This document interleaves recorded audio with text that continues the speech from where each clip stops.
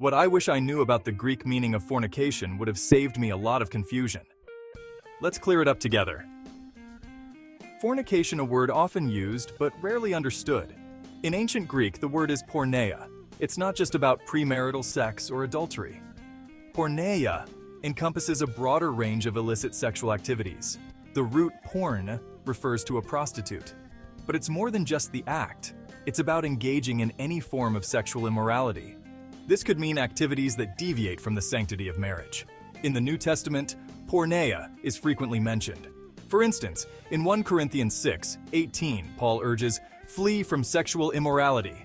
Here, immorality translates directly to porneia. It's a call to uphold purity inside and out.